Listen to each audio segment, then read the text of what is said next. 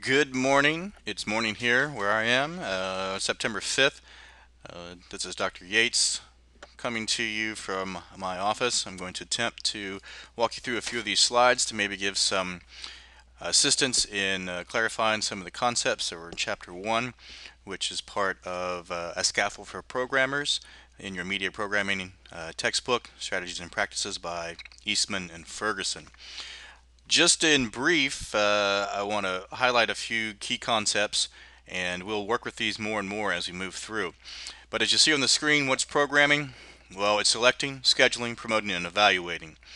Real simply, we select which shows, whether it's radio or television, that we actually send out to our audience. We can choose to have a morning show like Q100. We can choose to have another show on television such as Two and a Half Men. We pick those to be ones that we think are going to bring in ratings and actually will be enjoyable to the audience.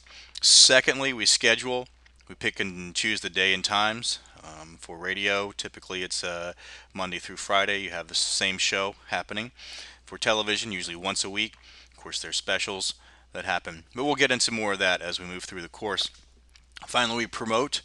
Uh, we let people know when it's going to happen, and much of what radio for sure is promoting what's coming next. The tease about be sure and tune in, stay tuned, don't turn that dial, or don't flip that channel when you're watching television because you're going to miss the big reveal. Finally, we do evaluation. We'll be doing a fair bit of that in this course and looking at the ratings, looking at the shares, looking at the Arbitron numbers to find out which television programs, which radio programs are doing their best. So we move on if this will actually work, but apparently it won't. There we go. I think it's working now. It is. Sorry for that. Clearly, the process of programming, primary goal is to have advertiser supported radio television to maximize the size of the audience targeted by advertisers. That means that we're going to, you know, get as many people watching or listening as possible. So that's our goal, is to get a huge audience. But sometimes we have to be realistic about whether it's going to be huge, mega huge, or just simply respectable. My other key concepts, programming is unique because it's ease of delivery. We can simultaneously send out the same radio program throughout the country. The Burt Show, if you happen to listen to Q100, is syndicated in Indiana and Nashville. It's here in Atlanta, so at least 3 cities. I could be forgetting the fourth, but it's not coming to me. Actually, we are down in Brunswick, Georgia. So that's simultaneous delivery to every customer that's tuned in. Same thing for television programs. You can watch Fox's NFL Sunday every Sunday during football season to everybody. You can see that. There's no apparent cost to the customers. You can free programming, but of course you pay for it when you actually buy goods and services when you go to the stores. Programmers do work indirectly for the audience, but their primary customer is the advertiser. You have to have competence in programming, understand what the sources are, and that's one thing I want to talk to you a little bit more about here momentarily. Understand that factors are impacting audience size. What are those factors that do so? We're going to talk about aspects of technology, economics, ownership, regulation that do affect programming, and the artistry and magic of creating that show, that wonderful show that you want to tune in all the time, to make the next Friends, to make the next Seinfeld, to create that reality show that everyone loves, Survivor, that game show, Who Wants to Be a Millionaire, or just that radio show like Frank Ski and Wanda in the morning. So these are some overarching areas that we'll deal with. But let me get to the sources of programming. You had a structural considerations assignment, and you were to identify within those 50 channels the various network, syndicated, and local programs. I think actually you were just to do the local programs. And after reviewing some of them, I'll review all of them and offer some evaluation. I noticed that there may be some confusion about what these actual programs are. Let me try and break it down in brief here for you. Again, we'll talk more about this in full as we move through the semester.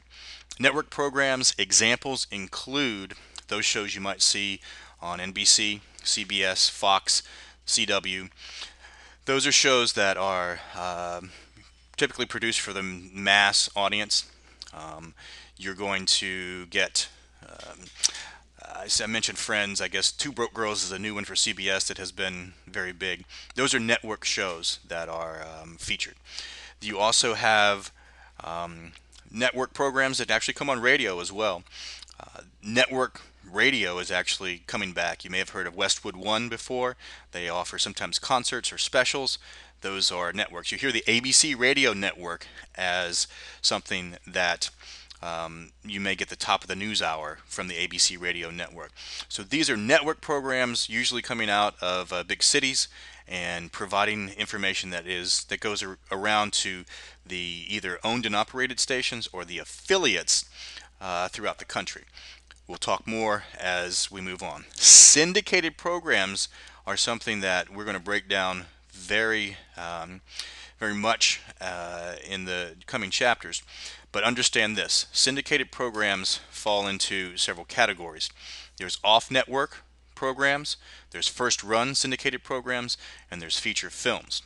These are things you should have gotten in telecommunications and electronic media industries, COM 3350. If not, here's a quick review. An example of an off-network syndicated program would be actually 2.5 Men. It recently went into syndication. You can see it 5 times a week on, I think, the CW. But you also see the new shows that appear on the CBS network, and we'll have new ones coming here in just a few weeks as the new fall season opens up. So it's called off network because it was on the network and really still is, and then it was sold into syndication, which is where the producers of it make a lot of money. So an off-network program, example 2.5 Men. Another example might be Friends, Seinfeld, I think Girlfriends, etc. First-run syndicated programs are things like Jeopardy, Wheel of Fortune, The Ellen DeGeneres Show. Oprah was a syndicated program. These are produced solely for television stations throughout the country to be aired whenever those TV stations choose to air it. That's why you get Ellen at 4 o'clock in some parts of the country, 5 o'clock in others. Sometimes she runs at 11 o'clock in the morning in other places.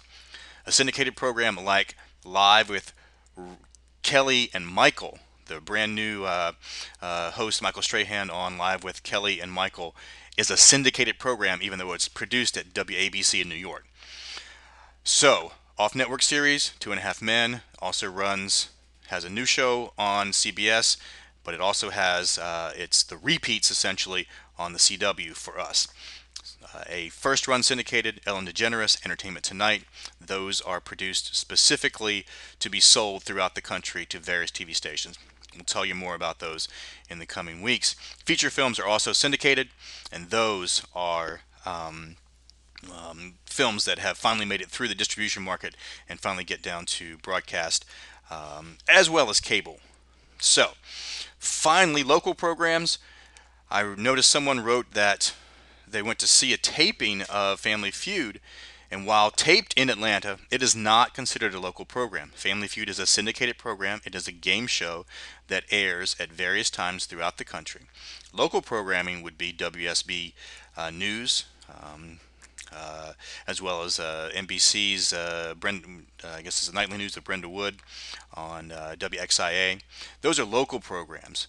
If you think of local programs in radio, The Burt Show, The Regular Guys, Frank Ski and Wanda, those are local shows. So I need you to understand very specifically the difference between these sources of programs because it's very important as we move on into the semester. Some other things that you'll want to be aware of and will work with: compatibility is an element of programming, habit formation. We tend to watch the same shows, listen to the same shows on a regular basis. How we control our audience flow. Are we going from Two Broke Girls into 2.5 Men and sticking around for Mike and Molly that follows? Are we listening to The Burt Show and following into the new midday host after Brittany was fired? Are we listening to Frank Ski and then whomever comes on later? Are we sticking around for the Ryan Cameron show after we listen to our afternoon lunch bunch that might be on a station? Moreover, we conserve program resources. We don't put it all out there. We tease with it and we try and stretch it as far as possible. And then we want to make sure that everyone, or as many as possible, as far as our advertisers are concerned, that it's appealing to a broad audience. So these are some of the elements that you should have already read about in your chapter.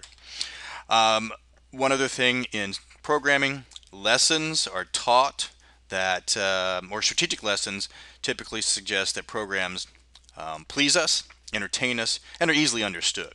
So we're not going for the high-end mental challenge. It's usually for the laugh, for the cry, and it's something that's just enjoyable to watch. So freedom of choice is available. Other things that we'll deal with as we talk more in the semester and later chapters. Technology has influence. Obviously, some of you probably even watch some of your shows, well, maybe even on your smartphones, iPad for sure. Economics, how much it costs to do a reality show versus a drama. A lot cheaper to do the reality show, cheaper to do local news than it is to have a syndicated program. Who owns the various outlets? Vertical integration, is everything all in one? Is NBC producing, distributing, and marketing everything, or are they partnering with others? We used to have financial interest in syndication rules, the FinCEN rules that got repealed, but they were trying to chop up the monopolies. That has since changed because of the landscape in programming goes from radio, television, online, and the whole gamut. So we don't need those FinCEN rules anymore. We'll give more details later. Of course, the FCC has its hand in things, and the government. We'll discuss that and ethical issues about what you should and shouldn't program if you are an ethical person. We hope that we are. So those are some of the key pieces to the first chapter. But I did it backwards just so that you could finish your assignment and then actually listen through these slides. I will be back with more in the future, so keep an eye out. But if you have questions in the meantime, follow the communication rules within the site and let me know what I can help you with. Enjoy your day. Springsteen rules.